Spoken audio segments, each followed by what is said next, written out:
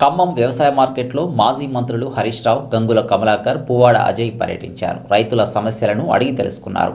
పంటకు గిట్టుబాటు ధర రావటం లేదని, పెట్టుబడులు మాత్రం భారీగా పెట్టామని రైతులు మాజీ మంత్రులతో ఆవేదన వ్యక్తం చేశారు.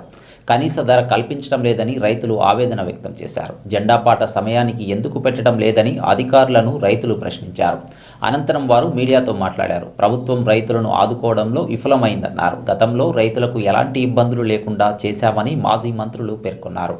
వ్యాపారులు తీసుకుపోయినటువంటి పత్తిని కొని మేము పత్తి కొన్నామంటున్నారు. నష్టపోతున్నటువంటిది రైతు. ఎందుకు ప్రభుత్వం పట్టించుకోవడం లేదు? వీటిని ఎందుకు రివ్యూ చేయడం లేదు? ముఖ్యమంత్రి గారు ఆయనకు ఒక్కరోజు తీరిక లేదు. ఈ మధ్య ఆయన రివ్యూ మీటింగ్ పెట్టి మంద అమ్ముతలేదని తెగ బాధపడిపోతుంది. మద్యం అమ్ముతలేదట. రాష్ట్రంలో మద్యం అమ్మకాలు తగ్గిపోయాయి అని ఆయన రివ్యూ మీటింగ్ పెట్టి ఏ జిల్లాల్లో మద్యం తక్కువ అమ్మింది, ఏ తాలూకాలో మందు తక్కువ అమ్మిందో ఆ సిఐలకు, ఎక్సైజ్ సూపరింటెండెంట్లకు మెమోలు ఇచ్చాడు. ఆ అధికారులకు నోటీసులు పంపాడు. నువ్వు తక్కువ అమ్మినవు మందు పోయినసారి కంటే, మందు ఎక్కువ అమ్ము, బాగా తాగిచ్చు ప్రజల్ని అని ఛార్జ్ మెమోలు ఇస్తున్నాడు రేవంత్ రెడ్డి.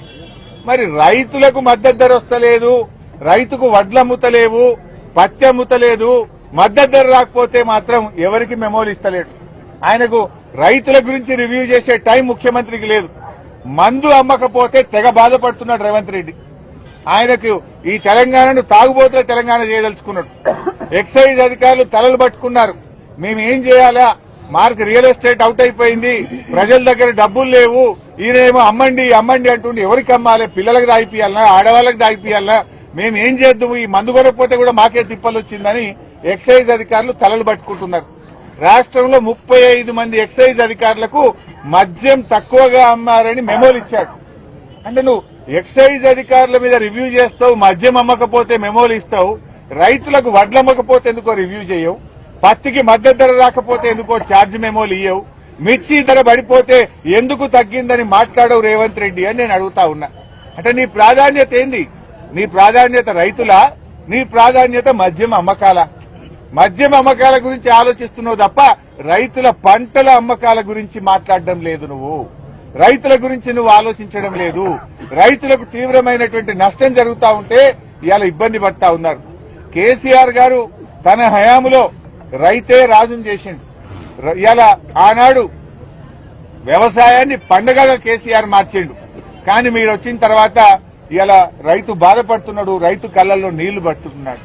ఇప్పుడు వెనకటో సామెత ఉండేది, ఎద్దేడ్చిన వ్యవసాయం బాగుపడది, రైతేడ్చిన రాజ్యం బాగుపడదు అంటారు, ముందు పడదంటారు. రేవంత్ రెడ్డి హయాంలో ఇవాళ పత్తి వేసిన రైతులందరూ కూడా కళ్ళల్లో నీళ్లు పెట్టుకుంటున్నారు. అకాల వర్షాలతో ఒకవైపు పంట దిగుబడి తగ్గింది, మద్దతు ధర రావడం లేదు, రేటు తగ్గింది, మేము ఏం చేయాలి అని పత్తి రైతులు బాధపడతా ఉన్నారు.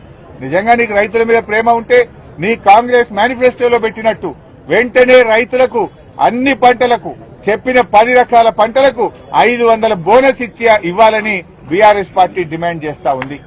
అదేవిధంగా ఖమ్మం మార్కెట్ లో సిసిఐ సెంటర్ కూడా పెట్టి ఇక్కడనే 7,521 రూపాయల మద్దతు ధరకు ఇక్కడే కొనాలని కూడా బీఆర్ఎస్ పార్టీ డిమాండ్ చేస్తా ఉంది. అన్ని మార్కెట్లకు మీరు అధికారులను పెట్టి రైతుల దగ్గర పండిందే తక్కువ, ఆ పండిన పంట 7,521 రూపాయలకు పత్తి కొనుగోలు చేయాలని చెప్పి కూడా బీఆర్ఎస్ పార్టీ డిమాండ్ చేస్తుంది.